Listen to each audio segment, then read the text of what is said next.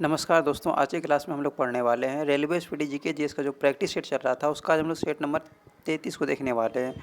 तो चलिए आज की क्लास की शुरुआत करते हैं और हम लोग फर्स्ट नंबर प्रश्न को देख लेते हैं। देखिए प्रश्न नंबर फर्स्ट की हम लोग बात कर लेते हैं। प्रश्न नंबर फर्स्ट में बोला जा रहा है चोल राजाओं की राजधानी कहाँ थी। चोल राजाओं की राजधानी की हम लोग बात कर लेते हैं, कहाँ पर हो जाएगा, तंजौर हो जाएगा। चोल राजाओं की राजधानी कहाँ पर थी, तंजौर हुआ करते थे। इसके बाद हम लोग प्रश्न नंबर 2 की बात कर लेते हैं। प्रश्न नंबर 2 में बोला जा रहा है भारत में पंचायती राज व्यवस्था सर्वप्रथम 1959 ईस्वी में कहाँ लागू हुई थी। तो भारत में पंचायती राज व्यवस्था की बात कर लेते हैं, सर्वप्रथम 1959 ईस्वी में कहाँ पर लागू हुई थी। तो कहाँ हो जाएगा, ये नागौर में हो जाएगा, नागौर में। इसके बाद हम लोग प्रश्न नंबर 3 की बात कर लेते हैं। देखिए प्रश्न नंबर 3 में बोला जा रहा है कि मानसरोवर झील कहाँ में स्थित है। तो मानसरोवर झील की बात कर लेते हैं, कहाँ पर स्थित है, ये तिब्बत में है, तिब्बत में। इसके बाद हम लोग प्रश्न नंबर 4 की बात कर लेते हैं। प्रश्न नंबर 4 में बोला जा रहा है आज़ाद हिंद फौज का गठन कब हुआ था। आज़ाद हिंद फौज के गठन की हम लोग बात कर लेते हैं, कब हुआ था, 1942 ईस्वी में हुआ था। इसके बाद हम लोग प्रश्न नंबर 5 की बात कर लेते हैं। बोला जा रहा है अंतर्राष्ट्रीय महिला दिवस किस तिथि को मनाया जाता है। तो अंतर्राष्ट्रीय महिला दिवस की बात कर लेते हैं, किस तिथि को मनाया जाता है।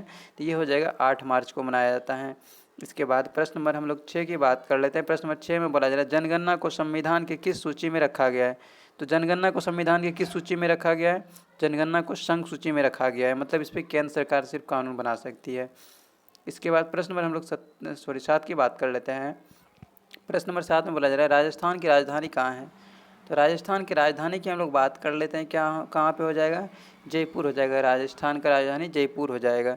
इसके बाद प्रश्न नंबर हम लोग 8 की बात कर लेते हैं। प्रश्न नंबर 8 में बोला जा रहा है भारतीय संविधान भारत को किस रूप में वर्णित करता है। भारतीय संविधान भारत को किस रूप में वर्णित करता है, राज्यों के संघ के रूप में वर्णित करता है।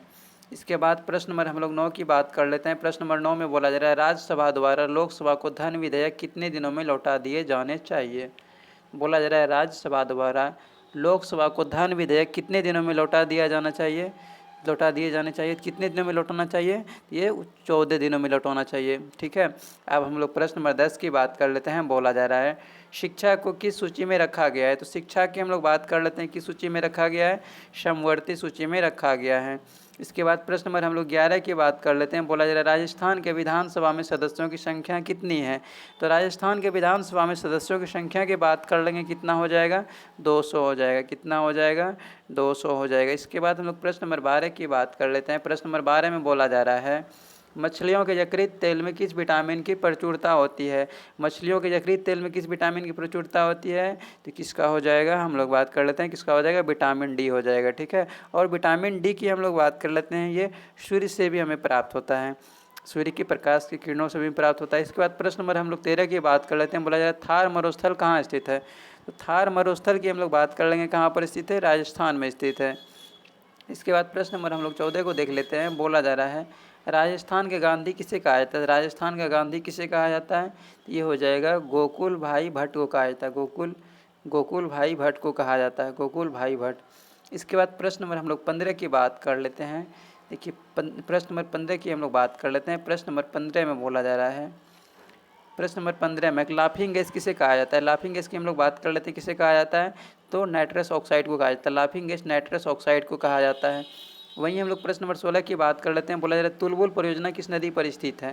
तो तुलबुल परियोजना जो है ये झेलम नदी पर स्थित है। इसके बाद प्रश्न नंबर हम लोग 17 की बात कर लेते हैं। बोला जा रहा है पिंक सिटी यानी गुलाबी शहर के नाम से किसे जाना जाता है। तो गुलाबी शहर के नाम से किसे जाना जाता है, जयपुर को जाना जाता है। इसके बाद प्रश्न नंबर हम लोग 18 की बात कर लेते हैं। बोला जा रहा है 1556 ईस्वी में पानीपत की दूसरी लड़ाई अकबर और किनके बीच लड़ी गई, किनके बीच हुई थी। बोला जा रहा है 1556 ईस्वी में पानीपत की दूसरी लड़ाई अकबर और किनके बीच हुई थी। तो किनके बीच हुआ था, ये हो जाएगा हेमू के बीच हुआ था, अकबर और हेमू के बीच। इसके बाद हम लोग प्रश्न नंबर 19 की बात कर लेते हैं। बोला जा रहा है बाबरनामा के लेखक कौन है। तो बाबरनामा के लेखक की हम लोग बात कर लेंगे, कौन हो जाएगा, बाबर हो जाएगा। बाबरनामा के लेखक कौन हो जाएगा, बाबर। इसके बाद प्रश्न नंबर हम लोग 20 की बात कर लेते हैं। बोला जा रहा है मुद्रा राक्षस के लेखक कौन है। तो मुद्रा राक्षस के लेखक कौन हो जाएगा, ये हो जाएगा विशाखदत्त हो जाएगा। मुद्रा राक्षस के लेखक कौन हो जाएगा, विशाखदत्त। इसके बाद हम लोग प्रश्न नंबर 21 की बात कर लेते हैं। प्रश्न नंबर 21 में बोला जा रहा है राज्यसभा का पदेन अध्यक्ष कौन होता है। तो राज्यसभा का पदेन अध्यक्ष की बात कर लेते हैं, कौन होता है, उपराष्ट्रपति होता है। इसके बाद हम लोग प्रश्न नंबर 22 की बात कर लेते हैं। बोला जा रहा है भारत छोड़ो आंदोलन का नारा किसने दिया। तो भारत छोड़ो आंदोलन का नारा किसने दिया था, महात्मा गांधी ने दिया था। इसके बाद हम लोग प्रश्न नंबर 23 की बात कर लेते हैं। प्रश्न नंबर 23 में बोला जा रहा है, राजस्थान के किस शहर को राजस्थान का हृदय कहा जाता है? तो राजस्थान के किस शहर को राजस्थान का हृदय कहा जाता है? किसको कहा जाता है? अजमेर शरीफ को कहा जाता है, अजमेर शरीफ को, अजमेर शरीफ को। इसके बाद हम लोग प्रश्न नंबर 24 की बात कर लेते हैं। प्रश्न नंबर 24 में बोला जा रहा है, सुंडा जलडमरू मध्य किन के बीच स्थित हैं? तो सुंडा जलडमरू मध्य की हम लोग बात कर लेते हैं, किन के बीच स्थित हो जाएगा? सुमात्रा एवं जावा एवं सुमात्रा के बीच हो जाएगा। इसके बाद प्रश्न नंबर 25 की बात करते हैं। बोला जा रहा है, दिलवाड़ा का जैन मंदिर कहाँ स्थित है? तो दिलवाड़ा का जैन मंदिर की बात कर लेते हैं, कहाँ पर हो जाएगा? राजस्थान में हो जाएगा। इसके बाद हम लोग प्रश्न नंबर 26 की बात कर लेते हैं। बोला जा रहा है, अंतिम मुगल बादशाह कौन था? तो अंतिम मुगल बादशाह की हम लोग बात कर लेते हैं, कौन हो जाएगा? बहादुर शाह जफर या फिर द्वितीय हो जाएगा। इसके बाद हम लोग प्रश्न नंबर 27 की बात कर लेते हैं। बोला जा रहा है, एंजाइम मूल रूप से क्या होता है? एंजाइम मूल रूप से क्या होता है? प्रोटीन होता है, प्रोटीन। इसके बाद हम लोग प्रश्न नंबर 28 की बात कर लेते हैं। प्रश्न नंबर 28 में विश्व स्वास्थ्य संगठन, बोला जा रहा है, विश्व स्वास्थ्य दिवस किस तिथि को मनाया जाता है? तो विश्व स्वास्थ्य दिवस की हम लोग बात कर लेते हैं, किस तिथि को मनाया जाता है? 7 अप्रैल को मनाया जाता है। विश्व स्वास्थ्य दिवस किस तिथि को मनाया जाता है? 7 अप्रैल को। इसके बाद हम लोग प्रश्न नंबर 29 की बात कर लेते हैं। प्रश्न नंबर 29 में बोला जा रहा है, भारत में एकमात्र ब्रह्मा मंदिर कहाँ पर स्थित है? भारत में एकमात्र ब्रह्मा मंदिर की बात कर लेते हैं हम लोग, तो कहाँ पर हो जाएगा? तो ब्रह्मा मंदिर की बात कर लेते हैं, ये हो जाएगा पुष्कर अजमेर में। कहाँ पर? अजमेर में है। तो चलिए हम लोग आंसर में देख लेते हैं, कहाँ पर है? अजमेर, पुष्कर में है, पुष्कर अजमेर। इसका सही आंसर क्या हो जाएगा? Pushkar Ajmer, option number C हो जाएगा। इसके बाद हम लोग प्रश्न नंबर 30 की बात कर लेते हैं। बोला जा रहा है, 2.5 दिन का झोपड़ा मस्जिद कहाँ पर स्थित है? तो 2.5 दिन का झोपड़ा मस्जिद की हम लोग बात कर लेते हैं, कहाँ पर स्थित है?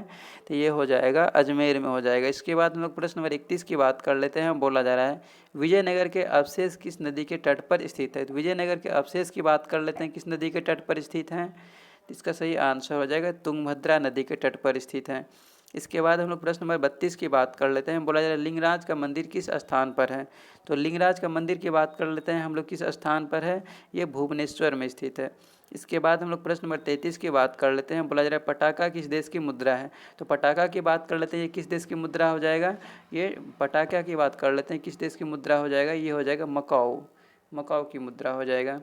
इसके बाद हम लोग प्रश्न नंबर 34 की बात कर लेते हैं। प्रश्न नंबर 34 में बोला जा रहा है, अर्थशास्त्र के जनक किसे कहा जाता है? तो अर्थशास्त्र के जनक की हम लोग बात कर लेते हैं, किसे कहा जाता है? एडम स्मिथ को, एडम स्मिथ को अर्थशास्त्र का जनक कहा जाता है। इसके बाद हम लोग प्रश्न नंबर 35 की बात कर लेते हैं। बोला जा रहा है, वान भट्ट किसके दरबारी थे? बोला जा रहा है, वान भट्ट किसके दरबारी कवि की पूछा जा रहा है। तो वान भट्ट किसके दरबारी कवि थे? तो वान भट्ट जो थे, ये हर्षवर्धन के दरबारी कवि थे। इसके बाद हम लोग प्रश्न नंबर 36 की बात कर लेते हैं। बोला जा रहा है, विजय स्तंभ कहाँ पर स्थित है? तो विजय स्तंभ की हम लोग बात कर लेते हैं, कहाँ पर हो जाएगा? चित्तौड़गढ़ में हो जाएगा। इसके बाद हम लोग प्रश्न नंबर 37 की बात कर लेते हैं। प्रश्न नंबर 37 में, पोखरण में प्रथम बार परमाणु परीक्षण कब किया गया? तो पोखरण में प्रथम बार परमाणु परीक्षण कब किया गया था? इसका सही आंसर हो जाएगा 18 मई 1974 ईस्वी को। इसके बाद हम लोग प्रश्न नंबर 38 की बात कर लेते हैं। बोला जा रहा है, राष्ट्रीय आय का आकलन कौन करता है?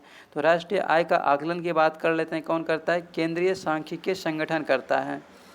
उसके बाद हम लोग प्रश्न नंबर 39 की बात कर लेते हैं। बोला जा रहा है, भारत में पहली बार सोने के सिक्के को किसने जारी किया? तो पहली बार भारत में पहली बार सोने के सिक्के को किसने जारी किया था? तो हिंद यूनानियों ने किया था। इसके बाद हम लोग प्रश्न नंबर 40 की बात कर लेते हैं। बोला जा रहा है, रोम शहर किस नदी के तट पर स्थित है? तो रोम शहर की बात कर लेते हैं, किस नदी के तट पर हो जाएगा? ये टाइबर नदी के तट पर स्थित है। इसके बाद हम लोग प्रश्न नंबर 41 की बात कर लेते हैं। प्रश्न नंबर 41 में, दक्षिण अफ्रीका में चारागाह को क्या कहा जाता है? तो दक्षिण अफ्रीका में चारागाह को क्या कहा जाता है? पंपास कहा जाता है। दक्षिण अफ्रीका में चारागाह को पंपास कहा जाता है। इसके बाद हम लोग प्रश्न नंबर 42 और आज के सेट का सबसे अंतिम प्रश्न है। इसमें बोला जा रहा है, राज्यसभा में मनोनीत सदस्यों की अधिकतम संख्या कितनी होती है?